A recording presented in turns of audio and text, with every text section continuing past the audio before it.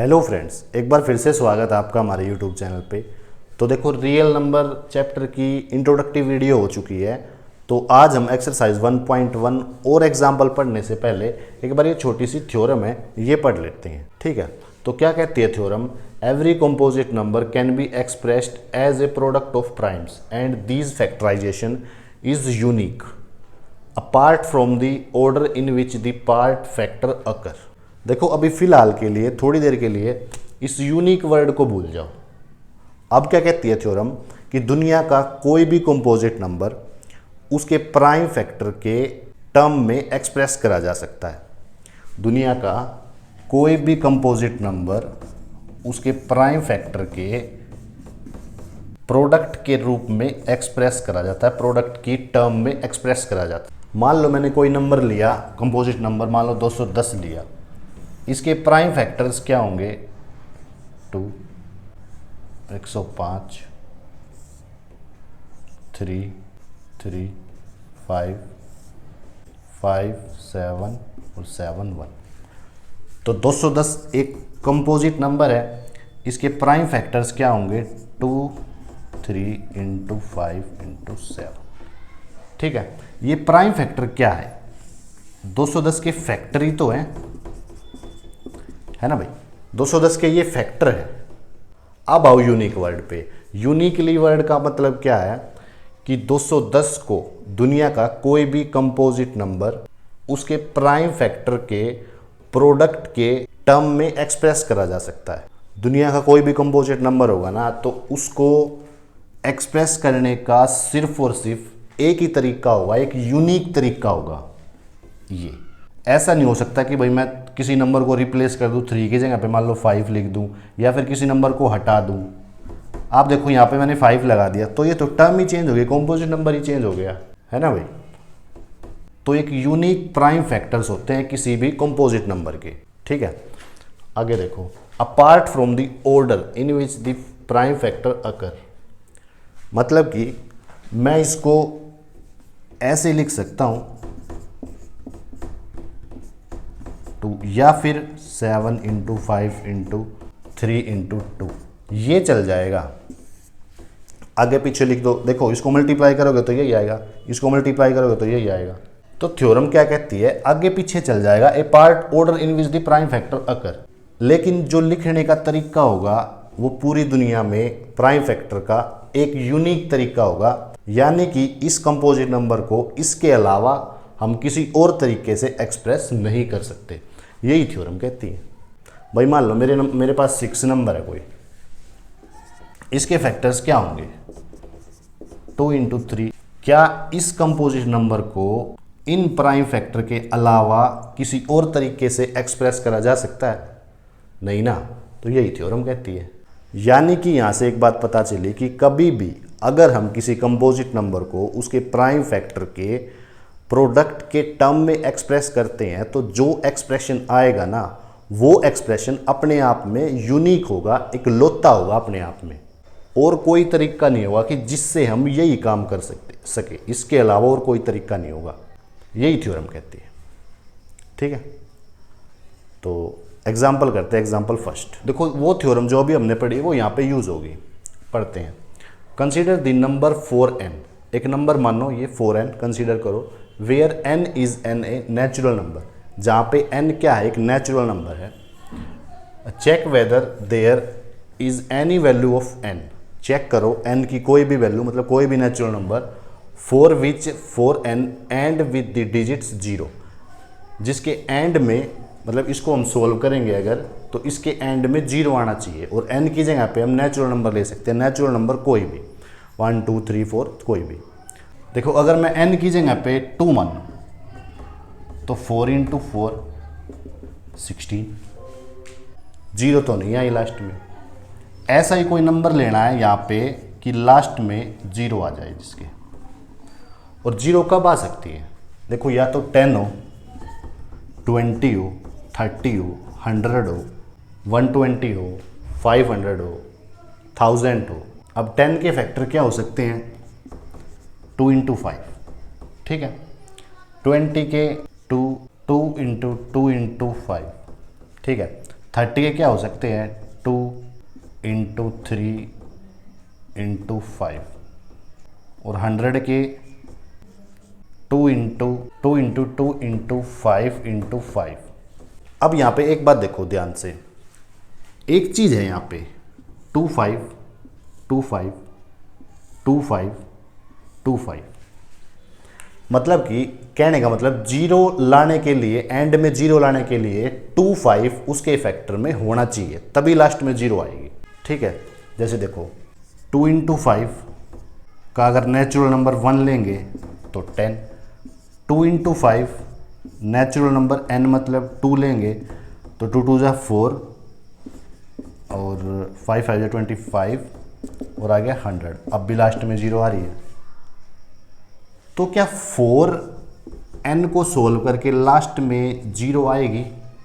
तो उसके लिए हमें क्या करना पड़ेगा, 4 के फैक्टर निकालने पड़ेंगे। तो 4 को कैसे लिख सकते हैं 2 इंटू 2। क्या इसके अलावा 4 को लिखने का कोई और तरीका है? और थ्योरम क्या कहती है, कंपोजिट नंबर के प्राइम फैक्टर के प्रोडक्ट के टर्म को एक्सपेक्ट करने का एक ही तरीका होता है, वो ये है। अब 2 2 जा 4, इसकी यहाँ पे 2 और 5 का कहीं पे कॉम्बिनेशन है 2 5 2 5 है, यहाँ पे 2 तो है 5 नहीं है। जैसे 45 है, इसके फैक्टर क्या होंगे 3 1 5 3 5 5 3 इंटू 5 इंटू 5, 45 के फैक्टर है। अब देखो इसमें 5 तो है 2 नहीं है, तो इसीलिए लास्ट में जीरो भी नहीं है। समझ गए ना कहने का मतलब, कि भाई जीरो लाने के लिए मुझे 2 और 5 का कॉम्बिनेशन चाहिए फैक्टर में, तभी लास्ट में जीरो आ सकती है। देख लो ये सारी जितनी है, सारी सबके पीछे जीरो है, तो सबके फैक्टर में 2 5 है, 2 5 2 5 2 5, और कुछ हो ना हो उससे फ़र्क नहीं पड़ता, लेकिन 2 5 है। अब एग्ज़ाम में आपसे कभी 6 दे देगा, कभी 7 दे देगा, मान लो 6n दे दिया, कभी 7n दे दिया, कभी 9n दे दिया, कि भाई लास्ट में देखो एंड में जीरो आ रहा है या नहीं। मेरे ख्याल से समझ में आया होगा। बस अब इसको लैंग्वेज में लिखना है। देखो अब इसको लैंग्वेज में पढ़ लो, जो मैंने बताया वही यहाँ पे लिखा हुआ है। In the order to get zero at the end 4n must contain 2 and 5 as its prime factors. इस नंबर के प्राइम फैक्टर के लिए हमें 2 और 5 चाहिए लास्ट में, एंड में जीरो लाने के लिए। बट 4n हैज़, 4 के फैक्टर बने 2 and 2 as factors, not 5 and into 2 और 2 इंटू 5, एक ही बात है। So by uniqueness of fundamental theorem, क्या बताया था मैंने कि भाई 4n को इसके अलावा नहीं एक्सप्रेस कर सकते किसी भी टर्म में। तो theorem 4n so there is no natural number n for which 4n ends with digits 0, कि भाई n की जगह पे हम कोई भी नेचुरल नंबर लेंगे, अगर उसके फैक्टर में 2 5 इंटू 2 या फिर 2 इंटू 5 नहीं आ रहा है, तो हम उसके एंड में जीरो नहीं ला सकते। यही थ्योरम ने कहा था हमसे, भाई 4 के इसके अलावा कोई और फैक्टर थोड़ी हो सकते।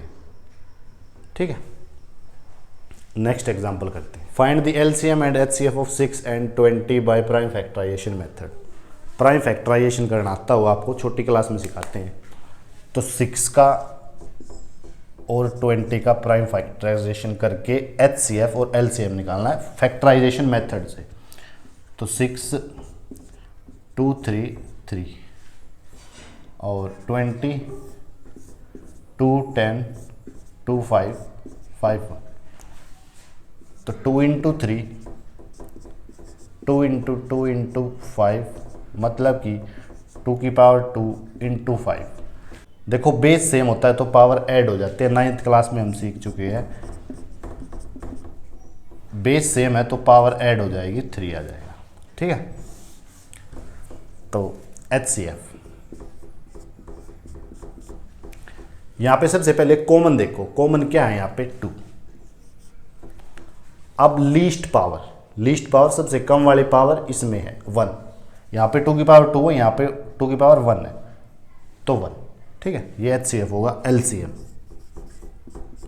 एलसीएम सबसे पहले कॉमन 2 ही है, 5 तो नहीं है, 5 इसमें नहीं है। यहाँ पे आती है हाईएस्ट पावर है 2, और बाकी जो बच गया वो लिख दो। इंटू 3 इंटू 5, तो 2 2 जा 4, 4 3 जा 12, 12 5 जा 60। ठीक है, अब देखो वेरीफाई करेंगे अगर, तो HCF into LCM equal to product of two numbers. तो LCM एंड HCF कितना है, HCF कितना है 2 into LCM 60 equal to product of two number ये 6 इंटू 20, तो 120 इक्वल टू 120। ठीक है, प्राइम फैक्टर निकालने तो आते होंगे आपको। थर्ड देखो, find the HCF of 96 and 404 by prime factorisation method, hence find their LCM। देखो यहाँ पे दो तरीके बताऊंगा मैं आप लोगों को, दो जो आपको अच्छा लगे वो कर लेना। एक तो सिंपल तरीका है 96 के फैक्टर निकाल लो प्राइम फैक्टराइजेशन से, और 404 के प्राइम फैक्टर निकाल लो फैक्टराइजेशन मेथड से। तो 96 248 224 212 26 23 और 31 और 404 2202 2101 101 101 एक प्राइम नंबर है। ठीक है, तो 96 के 1 2 3 4 5 2 की पावर 5 और 3, और यहाँ पे 2 की पावर 2 इंटू 101। HCF कॉमन क्या है, कॉमन 2 और लीस्ट पावर 2, तो HCF आएगा 4। अब देखो, अब LCM या तो सेम तरीके से निकाल लो जो अभी हमने सेकंड एग्जांपल में करा, या फिर दूसरा तरीका बताऊंगा अभी। या तो सेम तरीके से ऐसे निकाल लो LCM equal to highest power 2 की पावर 5 इंटू बाकी जो बच गया वो 3 इंटू 101। अब इसको अगर हम मल्टीप्लाई करेंगे ना तो आंसर आएगा 9696। ठीक है, ये था एक मेथड। दूसरे मेथड से ये चीज़ हमें पता है कि HCF into LCM equal to product of two number. ठीक है, HCF कितना निकला यहाँ से 4 into LCM equal to product of two number, मतलब 96 इंटू 404। अब LCM निकालना है, 4 मल्टीप्लाई में इधर जाएगा तो डिवाइड में हो जाएगा, तो LCM equal to 96 into 404 by 4। अब इसको आप लोग जब सॉल्व करोगे ना तो यही आंसर आएगा। तो LCM 9696। ये NCERT बुक में है, ऐसे सॉल्व कर रखा है। नॉर्मल आप ऐसे भी सॉल्व कर सकते हो। ठीक है, कैसे भी कर लो। लास्ट करते हैं फोर्थ। अब यहाँ पे देखो 3 नंबर है, चाहे 10 नंबर हो सेम ही होगा। देखो तो 6 72 और 120। ठीक है, 6 के 2 3 3 1 72 2 36 2 18 2 9 3 3 और 3 1 120 260 230 215 3 5 और 5 1। ठीक है, तो 6 के 2 इंटू 3 72 1 2 3 2 की पावर 3 इंटू 3 की पावर 2। ठीक है, और यहाँ पे 1 2 3 2 की पावर 3 इंटू 3 इंटू 5। ठीक है। HCF 2 और 3 कॉमन है, लीस्ट पावर 2 की 1 है और 3 की भी लीस्ट पावर 1 है, तो इसका आंसर आ जाएगा 6। LCM हाईएस्ट पावर 2 की पावर 3 इंटू 3 की हाईएस्ट पावर 2, ये वाली यहाँ पे 1 है, यहाँ पे 1 है, और बाकी जो बच गया वो लिख दो। ठीक है, अब देखो यहाँ पे 8 इंटू 3 3 जा 9 इंटू 5, तो यहाँ पे आंसर आ जाएगा 8 9 जा 72, 72 5 जा